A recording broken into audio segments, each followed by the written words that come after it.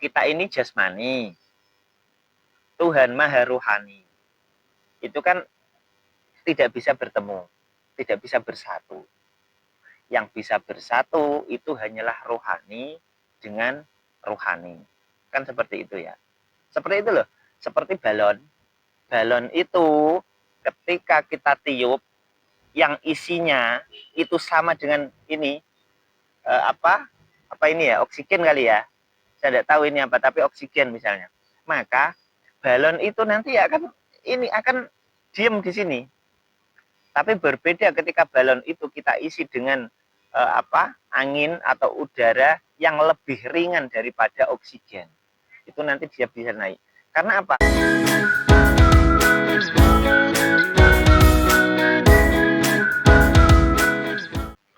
Assalamualaikum warahmatullahi wabarakatuh. Om Swastiastu, Namo Buddhaya, Salam, Salam Rahayu, Salam Kebajikan. Ketemu lagi dengan Combre Makrifat. Sore ini kita akan mencoba berbagi atau melanjutkan tentang video kita tadi ya, bahwa pada video sebelumnya kita telah membahas bahwa kiamat itu adalah kebangkitan rohani. Nah, sekarang ini kita akan membahas bagaimana cara membangkitkan rohani. Mengapa sih rohani itu perlu dibangkitkan? Karena Tuhan itu maha rohani. Tuhan itu maha metafisik. Tuhan itu qadim. Tuhan itu maliki yaumiddin. Seperti itu ya. Nah, untuk fisik itu kan tidak mungkin bisa bersanding atau bisa bertemu dengan metafisik. Demikian juga jasmani tidak akan dimensinya beda dengan rohani. Nah, karena Tuhan itu maha rohani, maka yang bisa bertemu dengan Tuhan itu adalah rohani kita. Jadi rohani sama rohani itu bisa ketemu. Jasmani sama jasmani itu ketemu. Sementara Tuhan itu maha ruhani, ia maliki yaumiddin, ia maha qadim, kan seperti itu ya. Nah, kemudian bagaimana cara kita untuk terhubung dengan Tuhan? Karenanya kita mesti membangkitkan atau yaitu tadi membangkitkan rohani kita. Caranya bagaimana? Caranya adalah dengan menemukan guru rohani.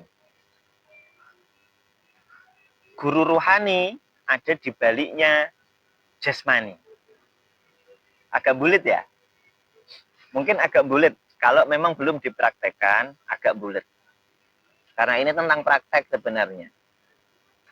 Jadi, untuk membangkitkan rohani, kita mesti ketemu dengan guru rohani.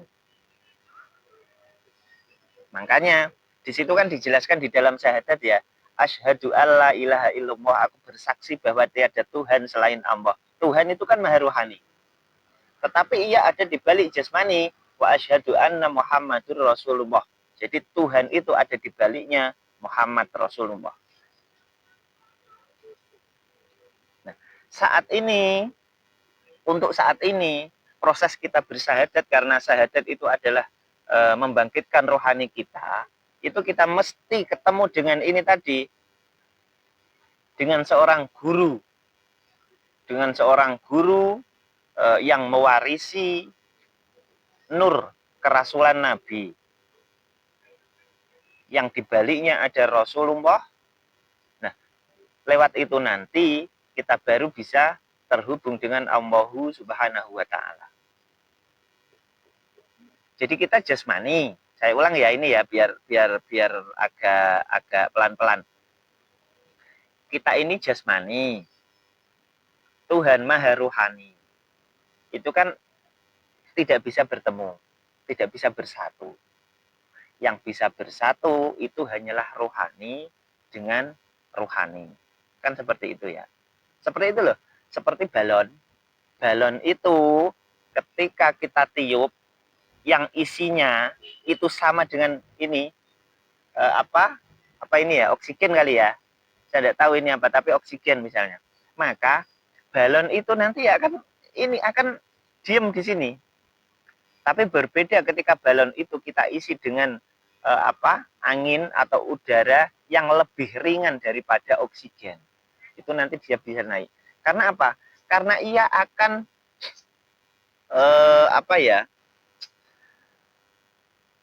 intinya ia akan berkumpul dengan sesuatu yang sama begitu.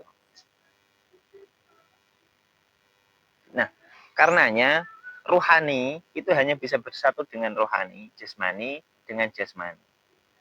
Karenanya dalam syahadat itu ada dua, asyhadu alla ilaha illallah yang maha rohani, wa asyhadu anna Muhammadur Rasulullah. Muhammad ini jasmani, jadi kita bisa terhubung dengan Allah itu lewat Muhammad.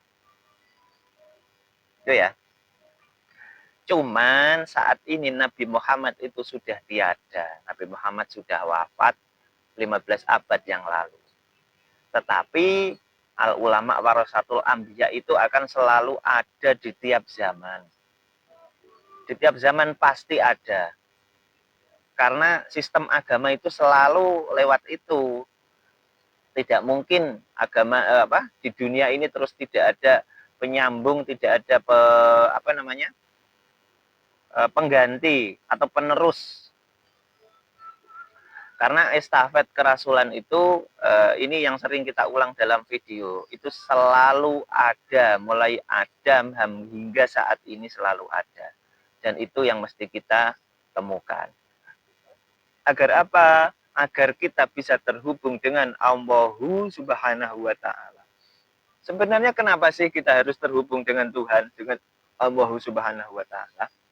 Karena fungsi atau tujuan kita diciptakan itu kan untuk itu. Wa ma khalaqtul jinna wal insa illa liya'budun. Tidaklah kuciptakan jin dan manusia kecuali untuk berabdi, untuk menyembah. Berabdi loh ya. Jadi berabdi itu karena kita di dunia, kita mengabdinya ya juga dengan sesuatu yang di dunia. Tidak mungkin terus kita itu bisa berabdi langsung dengan yang maha metafisik. Ini tidak mungkin. Kita berbakti, kita mengabdi itu ya kepada Rasul. Kalau zaman dulu ya, lewat Rasulnya itu. Tidak bisa langsung ke Allah Subhanahu wa Ta'ala. Karena dimensinya beda. Ini maha rohani, kita jasmani. Itu ya seperti itu. Jadi tentang syahadat, tentang proses untuk membangkitkan ruh, membangkitkan rohani, itu adalah dengan menemukan guru rohani yang itu ada di balik jasmani. Guru rohani itu siapa? Rasulullah. Langsung saja kita jawab bahwa guru rohani itu adalah Rasulullah itu sendiri.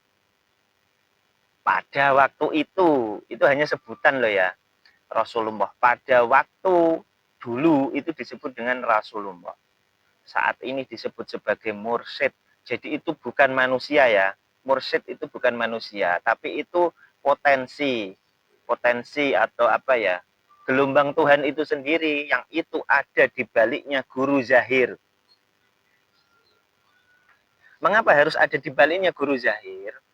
Karena kita untuk berhubungan itu ya lewat guru zahir itu. Nah, tapi di balik guru zahir itu ada nur atau potensi ketuhan. Kalau Guru Krishna itu kan pernah mengatakan ya bahwa berbakti kau kepadaku tidak dihitung berbakti kepada dewa, tapi berbakti kau kepadaku sama halnya berbakti pada yang maha kuasa. Kan seperti itu. Dan perintah Tuhan itu juga jelas di Islam itu, ati ummoha, taatilah Tuhan, taati Rasul, lewat Rasul ini, lewat gelombang ini. Yang gelombang itu ada di balik ulil amri minkum. Itu ya. Ulil amri, di baliknya ada potensi ketuhanan yang disebut sebagai Rasul. Lah, Rasul ini itu adalah potensi Tuhan itu sendiri. Jadi jangan bermimpi atau jangan berharap kita bisa terhubung langsung dengan Tuhan. Kita mau berdoa bengak-bengok itu loh, tidak bisa. Tidak bisa sampai sana. Karena dimensinya beda. Sama halnya ketika kita itu, ini tentang dimensi ya. Ada orang yang bermimpi. Mimpi itu kan di alam apa ya? Ya di alam mimpi itu kan beda dimensi dengan ini yang di alam fisik ini. Orang yang sedang bermimpi itu coba misalnya di dalam mimpi itu kemudian ia itu apa di dalam mimpinya itu ia pointer misalnya menjadi seorang guru. Coba ini ketika kita yang di alam fisik, di alam nyata, coba itu kita tanya pada orang yang sedang bermimpi itu. Orang yang bermimpi itu kan lagi tidur. Kan? Makanya itu beda dimensi, sama halnya dengan kita, dengan Tuhan, itu beda dimensi. Jadi tidak mungkin bisa terhubung tanpa lewat sistem itu. Yang sistem itulah yang disebut agama. Makanya dalam agama itu selalu ada seorang rasul. Agama apa kira-kira yang tidak memakai rasul? Tidak ada toh. Semua agama itu pasti memakai rasul. Hanya saja rasul itu kan estafet. Rasul itu kan ada di rasul itu orang yang ditempati nur kerasulan ya. Yang ditempati Rasulullah itu tadi. Jadi Rasulullah itu ketika menempati seseorang, menempati wujud zahir, menempati manusia. Manusia itu disebut sebagai rasul, orang yang diutus. Nah, orang yang diutus karena ia juga manusia, ia juga punya masa expired. Ia bisa hatam, ia bisa mati. Karena seluruh manusia ini ya kan bisa mati. Kullu nafsin dha'iqatul maut kan seperti itu ya kalau di dalam Islam. Nah, tetapi nur ini mestinya harus selalu ada. Ia akan mewaris estafet di tiap zaman. Yang beda itu sebutannya saja. Mungkin kalau sekarang ini kita menganggap bahwa ada rasul setelah Muhammad atau ada nabi setelah Nabi Muhammad, saya ditangkap sama MUI. Tapi sebutannya itu hanya sebutan loh ya, sebutannya yang berbeda.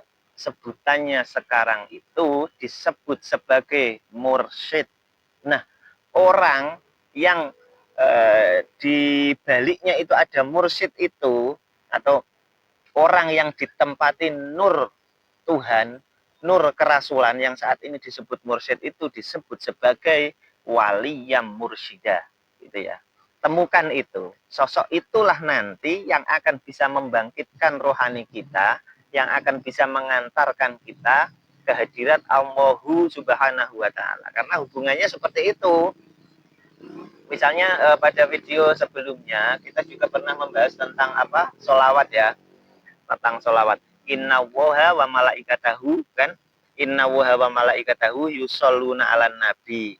Ya ayyuhalladzina amanu shollu alaihi wasallimu taslima. Jadi ini portalnya itu ini. Kita terhubung dengan Tuhan itu lewat portal ini. Kalau zaman dulu disebut nabi, disebut rasul, itu lewat ini. Tuhan untuk menurunkan risalahnya kepada manusia di dunia ini juga lewat ini.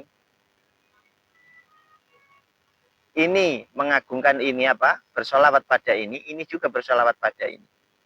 Titik temunya ada pada ini.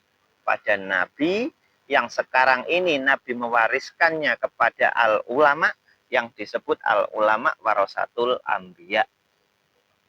Dan itu mestinya karena waris ya. Nabi itu kan dulu cuma satu. Yang diwarisi pun cuma satu orang. Nah, itulah yang sulit kita temukan. Yang digambarkan oleh Al-Ghazali seperti mencari jarum di tumpukan jerami, saking sulit. Karenanya temukan itu untuk membangkitkan rohani kita agar kita bisa terhubung dengan Allahu Subhanahu wa taala. Ini tentang praktek Torekoh Naksabandiyah Khalidiyah Nusantara. Ilahi anta maksudi wa ridhoka matlubi. Wassalamualaikum warahmatullahi wabarakatuh.